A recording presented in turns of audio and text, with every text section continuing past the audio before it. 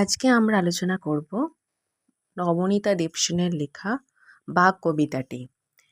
এবার কবিতাটি আমরা পড়ার আগে আমরা কি করব? আগে তো আমাদের জানতে হবে যে কবি কে, মানে কবিকে বললাম না নবনীতা দেবসেন, তো নবনীতা দেবসেন কে? তিনি কে সেটা তো আমাদের আগে জানতে হবে। তো তার জন্য আগে আমাদের কি করতে হবে না, কবি পরিচিতি আমাদের আগে পড়ে নিতে হবে। তো চলো দেখো, আমি প্রথম স্লাইডে দেখো রেখেছি তোমাদের সামনে যে কবি পরিচিতি। লেখিকার কবির একটি ছবি দেখো তোমাদের এখানে দিয়েছি কবি পরিচিতির পাশে। ওনার সম্পর্কে কিছু আমি ডকুমেন্টস দিয়েছি দেখো। আচ্ছা, আমি তাহলে কবি পরিচিতিটা পড়ি তাহলে তোমাদের সামনে। আচ্ছা, এবার তাহলে নবনীতা দেবসেন সম্পর্কে আমি যে তথ্যগুলো দিয়েছি সেগুলো এবার তাহলে আমি একটুখানি পড়ি, তোমরা মনোযোগ দিয়ে শোনো, আর যদি প্রয়োজন হয় তো খাতায় লিখে নেবে, ঠিক আছে? তো আমি শুরু করি। নবনীতা দেবসেনের দেখো পাশে দেখো আমি ব্র্যাকেটে লিখে দিয়েছি যে জন্ম 1938 আর মৃত্যু হলো 2019। তো তিনি ছিলেন একজন বিশিষ্ট ভারতীয় বাঙালি কবি, প্রাবন্ধিক এবং অসাধারণ ঔপন্যাসিক। তার লেখায় রসবোধ ও গভীর শিশু মনস্তত্ত্ব চমৎকারভাবে ফুটে উঠেছে। 1999 সালে তিনি সাহিত্য একাডেমি পুরস্কার এবং ভারত সরকারের পদ্মশ্রী সম্মানে ভূষিত হন। তার রচিত বাঘ কবিতাটি সহজ ছন্দের মাধ্যমে বন্যজীবের জীবন কাহিনী বর্ণনা করে শিশুদের আনন্দ দান করেছেন। কবিতাটি তাহলে মূল ভাব ও প্রেক্ষাপটটা আমরা আগে জেনে নিই। দেখো কি বলেছে, যা পাখিদের বনে বাস করা একটা ছোট্ট হলুদ বাঘের অসহায় রাগ এবং খিদের কষ্টের কাহিনী এটি। পাখি শিকার করতে ব্যর্থ হয়ে তার দুঃখ, নদীর চরে কাঁকড়ার কামড় খাওয়া এবং অবশেষে মায়ের উপদেশে সুন্দরবনের সজনেখালির গভীর বনে যাত্রা করাই এর মূল উপজীব্য। কেন বলা হয়েছে? আচ্ছা, বাঘ কি খায় সাধারণত তোমরা সবাই জানো যে বাঘ হলো হিংস্র প্রাণী এবং সে মাংসাশী প্রাণী। তাহলে সে কি খাবে? মাংস খাবে। তো এবার কি বলেছে না, তার প্রথমেই দেখবে তোমাদের কবিতাতে আছে যে তারা পাখিরালয়ে থাকে। পাখিরালয় মানে পাখিযুক্ত আলয়, মানে পাখিদের আলয়। তো পাখিদের আলয়ে থাকে, সেখানে শুধু পাখি থাকে। তার এখানে দেখো লেখা আছে যে পাখিদের বনে বাস করা, মানে পাখিদের বনে বাস করা একটা ছোট্ট হলুদ বাঘ। সে পাখি ধরতে পারছে না, সে খেতে পারছে না, তাই জন্য তার অসহায় রাগ হচ্ছে। মনে করো তোমার খুব খিদে পেয়েছে, তাহলে তুমি যদি মনে করো খাবার পাচ্ছ না, তো তোমার কি হবে? একটা রাগ তো হবেই যে আমি খাবার পাচ্ছি না, আমার খুব খিদে পাচ্ছে, আমাকে খেতে দেওয়া হচ্ছে না। তো তোমার রাগ হবে। ওই জন্য বলেছে যে বাঘের অসহায় রাগ এবং খিদের কষ্টের কাহিনী। পাখি শিকার করতে ব্যর্থ হয়ে তার দুঃখ। কি করে পাখি? কি ধরতে গেলে আমরা তো কি দেখেছি যে পাখি ধরতে গেলে তো উড়ে পালায়। তো বাঘও তেমনি, যে খিদে পেয়েছে, খিদে চোটে পাখি ধরতে যাচ্ছে, অমনি পাখিটা কি হচ্ছে না, উড়ে পালিয়ে যাচ্ছে। তো সেটাই বলছে পাখি শিকার করতে ব্যর্থ হয়ে তার দুঃখ। তো কি করছে এবার? খাবার খুঁজছে, খাবার খুঁজতে গিয়ে দেখছে নদীর চরে কি করছে না, কাঁকড়া চলছে। কি বলেছে না, নদীর চরে কাঁকড়ার কামড় খাওয়া। কেন বলা হয়েছে না? খিদের চোটে খাবার খুঁজছে, নদীর কাছে গেছে, দেখছে কাঁকড়া চলছে এক গাদা। তো কাঁকড়া চলছে, এবার কাঁকড়ার ধরতে গেছে না, কাঁকড়া দাঁত দিয়ে কামড়ে দিয়েছে। এটা তো স্বাভাবিক, আমরা যদি কাঁকড়া ধরতে যাই তো আমাদেরও কামড়ে দেবে, কারণ ওটা আত্মরক্ষার জন্য। আমরা জানি প্রত্যেক প্রাণী আত্মরক্ষার চেষ্টা করে। তো কামড়ে দিয়েছে, এবার বাঘ ব্যথা পেয়েছে, ছোট্ট বাঘ। তো তার মা বাবার উপর খুব রাগ হচ্ছে যে মা বাবা কেন এমন একটা বন ছিল যেখানে না আছে কোনো খাবার দাবার, পাখিরালয়ে কি আর মানুষ থাকতে বা কোনো বাঘ থাকতে পারে? বাঘের রাগ হচ্ছে যে আমি তো কোনো খাবারই পাচ্ছি না, না পাখিরালয়ে পাচ্ছি, না এখানে নদীর চরে এসে খাচ্ছি। ওখানে খেতে যাচ্ছি তো পাখিরা উড়ে চলে যাচ্ছে, আর এখানে যদি নদীর এখানে এসেছি কাঁকড়া ধরতে, না কাঁকড়াটা আমাকে কামড়ে দিচ্ছে। তাই তার অসহায় হচ্ছে, সে তার রাগ হচ্ছে, সে খিদে পেয়েছে, কি করছে না, খেতে পারছে না। তার একটা রাগ হচ্ছে। তো সেই বাচ্চাটার করুণ কাহিনী, করুণ দৃশ্য দেখে মা বাবার মনে কষ্ট হয়েছে। তো মায়ের উপদেশে তারা সুন্দরবনের কোথায় না সজনেখালির গভীর বনে তখন তারা চলে গেল।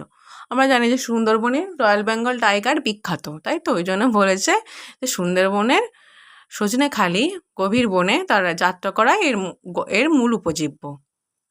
তাহলে আমি তোমাদের গল্পের প্রেক্ষাপট বা মূল ভাবটা আমি তোমাদের সংক্ষেপে বুঝিয়ে দিলাম। স্লাইডটাতে যেটুকু আছে আমি সেইটুকুটাও ভেঙে বুঝিয়ে দিলাম। তোমার গুরুত্বপূর্ণ শব্দার্থ ও ব্যাখ্যা হয় কি বলো না, পাখিদের আলয়, তাই তো? মানে পাখিদের থাকার জায়গা, ঠিক আছে, বা চিড়িয়াখানা, যে বনে শুধু পাখিরা থাকে এবং বাঘছানাটির মা বাবার ডেরা বেঁধেছিল। বলা হয়েছে যে পাখিরালয়ে থাকে তারা। তারপর দেখো লেখা আছে যে ভদ্রবাঘ, সভ্য ও স্বজাতীয় স্বভাবের বাঘ, মানে যে বাঘ মাছ ধরে না বা পাখিদের কামড় খায় না, বরং বীরের মতো শিকার ধরে, তাকে বলছে ভদ্রবাঘ। লাল ঠেঙো, ও যে লাল ঠেঙোটা কিসের জন্য বলা হয়েছে, দেখবে কাঁকড়াদের পায়ের রং কি হয়, লাল হয়, আর ঠ্যাং মানে পা, তো ওই জন্য বলেছে লাল পা বিশিষ্ট ক্যাঁকড়া। নাকে থাবায় চিমটি কেটে শিক্ষা দিয়েছিল, সেটা হলো লাল ঠেঙো কাঁকড়া। ঠিক আছে, সেটা হলো লাল ঠেঙো কাঁকড়া। মেনি মৎস্য, মৎস্য মানে কি না মাছ, ঠিক আছে, মেনি মৎস্য মানে কাদামাটির ছোট্ট পুঁটি মাছ। ঠিক আছে, বলেছে ক্ষুধার্ত বাঘছানা ব্যর্থ হয়ে কাদা ঘেঁটে যে মাছগুলো শিকারের অপচেষ্টা করছিল মানে ব্যর্থ চেষ্টা করছে, মানে মাছ ধরার চেষ্টা করছে কিন্তু মাছ পাচ্ছে না, কারণ কাদামাটিতে পুঁতে আছে সেটা, তো ওটাই বলছে অপচেষ্টা। তো আমরা তাহলে দেখে নিলাম যে গুরুত্বপূর্ণ শব্দার্থ এবং তার ব্যাখ্যা। এবার আমরা দেখব যে বাঘছানার রাগ ও অসহায়তা, আমরা প্রথমে যেটা আমি ব্যাখ্যা করেছিলাম সেটাই দেখো এখানে আমি দেখিয়েছি স্লাইডে। এক যে ছিল ছোট্ট হলুদ বাঘ। কবিতার শুরুতেই আমরা দেখতে পাই একটি বনের গল্প যেখানে কেবল পাখিদের বাস। বাঘছানাটির মনে তীব্র রাগ জমেছিল, কারণ তার বনে হরিণ, ছাগল, ভেড়া ছিল না, যা বাঘেদের সাধারণ খাদ্য। সে যখনই কোনো পাখিকে থাবা দিয়ে ধরতে যেত, পাখিরা কিচিরমিচির করে উড়ে পালিয়ে যেত। এই শিকারহীন বনে জন্মে সে নিজেকে চরম অসহায় বলে মনে করত। তাহলে আমি তোমাদের প্রথমেই বলেছি যে তার অসহায়তা, যে পাখিরালয়ে থাকে, সে পাখি ধরতে যায়, খাবারে টান পড়েছে, তার পেটে খিদে পেয়েছে, কিন্তু পাখি ধরতে যাচ্ছে, পাখি উড়ে পালাচ্ছে। তো এটাই বলা হয়েছে এখানে। নদীর চরে কাঁকড়া শিকারের চেষ্টা। দেখো এখানে আমি নদীর চর দেখিয়েছি একটা, দেখো আমি সুন্দরবনই দেখিয়েছি, ম্যানগ্রোভ অরণ্য, দেখো আমি এখানে যে মূলগুলো দেখো উঠে আছে মাটির উপরে। চিমটে ধরেছে তার নখে। ক্ষুধার জ্বালায় অতিষ্ঠ হয়ে ছোট্ট বাঘ অবশেষে নদীর পাড়ে যায় লাল ঠেঙো ক্যাঁকড়া ধরতে, কিন্তু চতুর কাঁকড়া নিজের শক্ত দাঁড়া দিয়ে বাঘছানার থাবা কামড়ে দেয়। তাহলে এবার আমরা দেখব যে নদীর চরে কাঁকড়া ধরার চেষ্টা করছে, খিদের জ্বালায় যে অতিষ্ঠ হয়ে ছোট্ট বাঘ অবশেষে নদীর পাড়ে যায় লাল ঠেঙো কাঁকড়া ধরতে, কিন্তু চতুর কাঁকড়া নিজের শক্ত দাঁড়া দিয়ে বাঘছানার থাবা কামড়ে ধরে।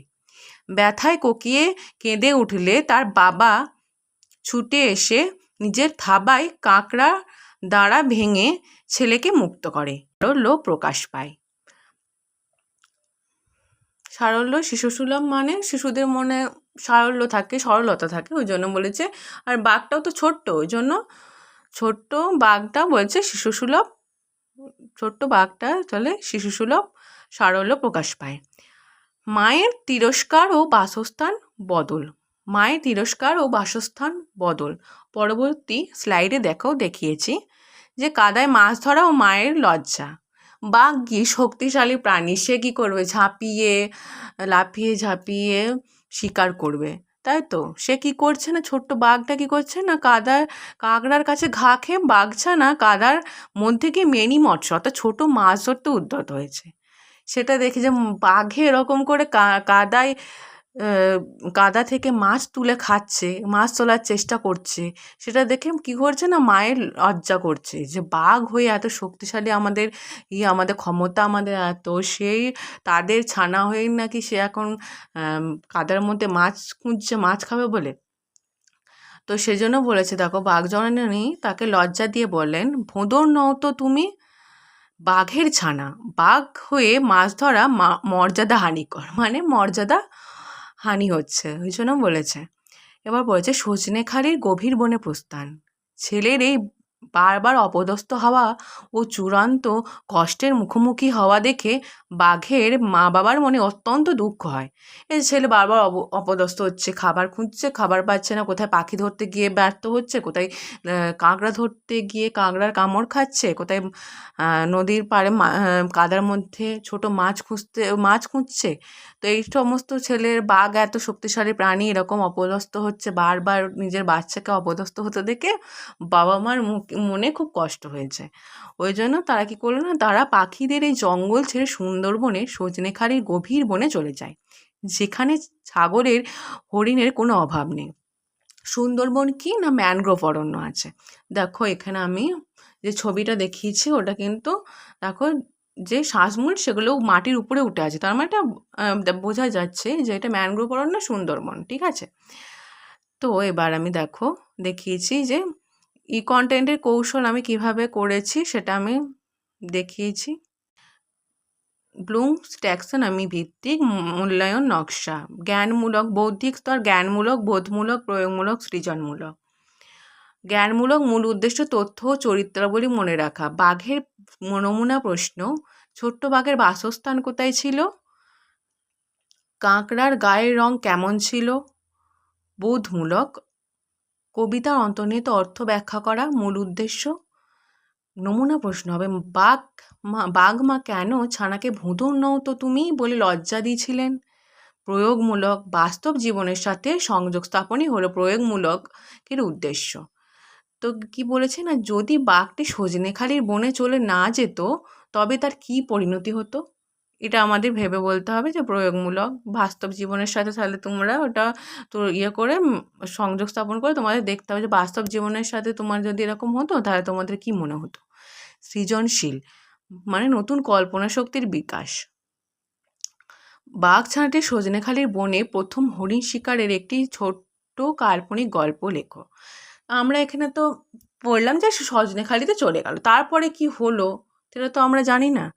তো সেটাই বলেছে যে কাল্পনিক তুমি একটা নিজে থেকে একটা কল্পনা করে তোমাদের বলতে হবে যে সজনেখালির বনে গিয়ে প্রথম ছোট একটা হরিণ শিকার করেছে, সেই চিত্রটা কেমন হবে বা সেই বর্ণনাটা একটা কাল্পনিক গল্প তোমাদের বলতে বলেছে, লিখতে হবে। তো শিক্ষাগত বার্তা: শিশু মনের সহজ ও সাবলীল কল্পনা শক্তিকে ধারণ করেই সার্থক সাহিত্য গড়ে ওঠে। বাঘ কবিতার রূপক শিক্ষার্থীদের সহানুভূতি ও প্রকৃতি প্রেমের শিক্ষা দেয়। নবনীতা দেবসেন তোমাকে স্মরণে। তারপর আমি এখানে ইমেজ সোর্স কি আমি ব্যবহার করেছি সমস্ত দেখিয়েছি, অর্থাৎ যেমন আমরা লিখি যে গ্রন্থপঞ্জি সেরকম টাইপেরই একটা লিখে দিয়েছি যে কীভাবে আমি কোথা থেকে ইমেজ সোর্সগুলো পেয়েছি। ধন্যবাদ।